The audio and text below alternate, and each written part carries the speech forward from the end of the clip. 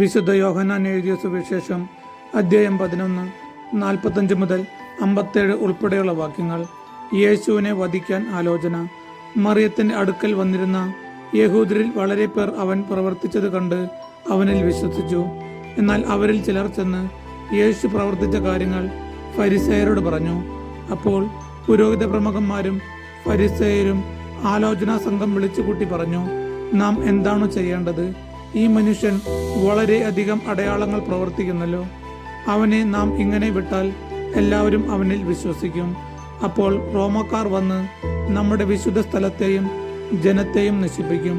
അവരിൽ ഒരുവനും ആ വർഷത്തെ പ്രധാന പുരോഹിതനുമായ കയ്യാഫാസ് പറഞ്ഞു, നിങ്ങൾക്ക് ഒന്നും അറിഞ്ഞുകൂടാ. ജനം മുഴുവൻ നശിക്കാതിരിക്കാനായി അവർക്ക് വേണ്ടി ഒരുവൻ മരിക്കുന്നത് യുക്തമാണെന്ന് നിങ്ങൾ മനസ്സിലാക്കുന്നുമില്ല. അവൻ ഇത് സ്വമേധയാ പറഞ്ഞതല്ല. പ്രത്യുത ആ വർഷത്തെ പ്രധാന പുരോഹിതൻ എന്ന നിലയിൽ ജനത്തിനു വേണ്ടി യേശു മരിക്കേണ്ടിയിരിക്കുന്നുവെന്ന് പ്രവചിക്കുകയായിരുന്നു. ജനത്തിനു വേണ്ടി മാത്രമല്ല, ചിതറിക്കിടക്കുന്ന ദൈവമക്കളെ ഒരുമിച്ച് കൂട്ടുന്നതിന് വേണ്ടിയും.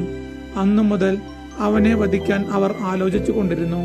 അതുകൊണ്ട് യേശു പിന്നീട് ഒരിക്കലും യഹൂദരുടെ ഇടയിൽ പരസ്യമായി സഞ്ചരിച്ചില്ല. അവൻ പോയി മരുഭൂമിക്കടുത്തുള്ള എഫ്രായിം പട്ടണത്തിൽ ശിഷ്യരോടൊത്ത് വസിച്ചു. യഹൂദരുടെ പെസഹ തിരുനാൾ അടുത്തിരുന്നു. ഗ്രാമങ്ങളിൽ നിന്ന് വളരെ പേർ തങ്ങളെ തന്നെ വിശദീകരിക്കുന്നതിനായി പെസഹായ്ക്ക് മുമ്പേ ജെറുസലേമിലേക്ക് പോയി. അവർ യേശുവിനെ അന്വേഷിച്ചുകൊണ്ട് ദേവാലയത്തിൽ വെച്ച് പരസ്പരം ചോദിച്ചു, നിങ്ങൾ എന്ത് വിചാരിക്കുന്നു? അവൻ തിരുനാളിനെ വരികയില്ലെന്നോ? അവൻ എവിടെയാണെന്ന് ആർക്കെങ്കിലും വിവരം ലഭിച്ചാൽ അവനെ ബന്ധിക്കേണ്ടതിനെ തങ്ങളെ അറിയിക്കണമെന്ന് പുരോഹിത പ്രമുഖന്മാരും ഫരിസേയരും കൽപ്പന കൊടുത്തിരുന്നു. നമ്മുടെ കർത്താവായ യേശുവിനെ സ്തുതി.